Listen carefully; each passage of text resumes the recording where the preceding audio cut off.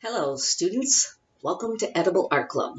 Well, today it's not so edible art. It's more like cooking club. Nothing artistic about what we're making, but it's going to be absolutely delicious. I'm going to show you how to make candied bacon. So basically, it's baked bacon, and it's covered in maple syrup and sugar. Delicious. Okay, so you only need 3 ingredients for candied bacon. You need bacon, and you can get thick cut or regular cut. I'm just going to use regular cut today. It cooks a little bit faster. And you'll also need brown sugar and maple syrup. 3 ingredients: maple syrup, brown sugar, and bacon. So you're going to start by cooking your maple syrup and brown sugar in a saucepan. So I've got a saucepan here. I'm going to use a half a cup of maple syrup and 1 cup of brown sugar. So I'm just going to estimate my maple syrup. I'm pretty good at figuring out how much a half a cup is. It's about right. And I've already got a cup of brown sugar measured out. I'm going to dump it in there. I'm just going to put it over the burner and stir it up till it gets nice and bubbly. I've also preheated my oven to 350 degrees.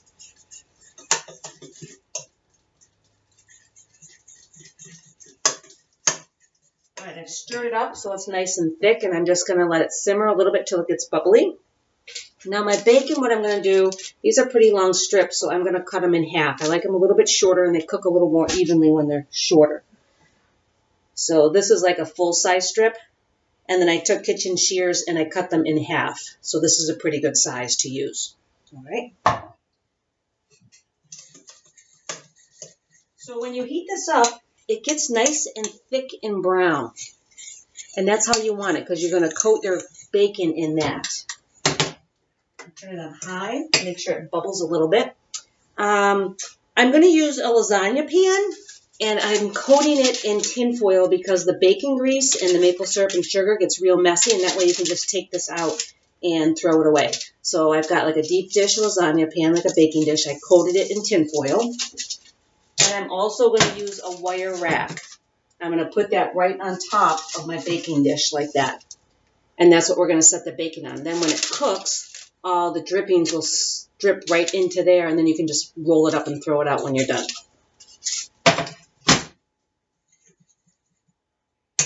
Okay, my mixture is bubbling. It's got a nice frothy little look to it, so that means it's ready to go. So once it's bubbling and it's heated up, I'm going to turn the heat off. And then I'm going to take my little bacon halves that I've already cut in half, because cutting them in half makes them cook a little bit more evenly. I'm going to dip them into the maple syrup and sugar mixture, and then I'm going to put them on the wire rack.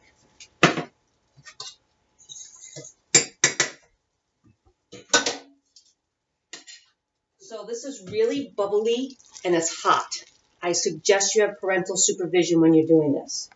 And then you're just going to take your bacon with a pair of tongs, because it's very hot, dip it in there so that it's fully coated, and then you're going to lay it on your wire rack. So this is all covered in this maple syrup and sugar mixture, and I'm just going to lay it on the wire rack.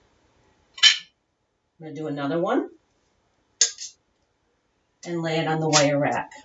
I want to make sure that I don't drip any on the stove, because this maple syrup and sugar, it will harden and it's very hard to clean up.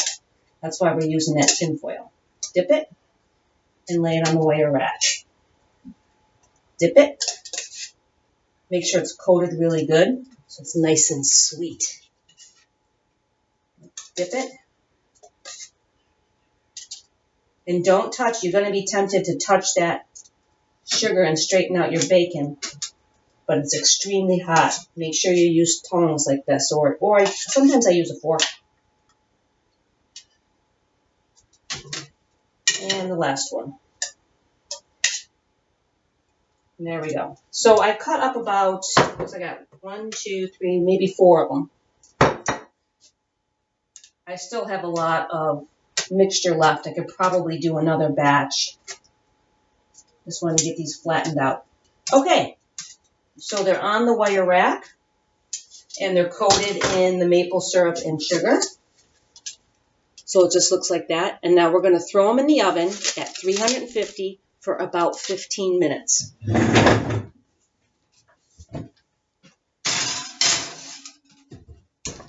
All right, we're going to let them bake for about 15 minutes, and then we'll come back to them.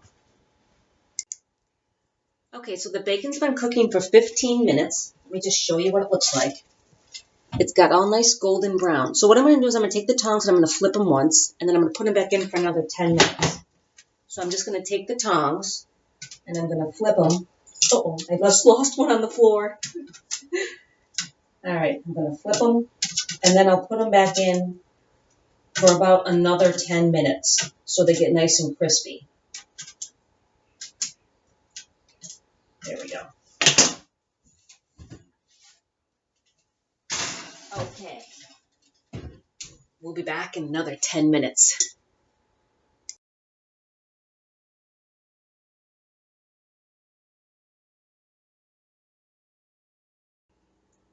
Okay, the bacon has cooked for another 10 minutes and they are done.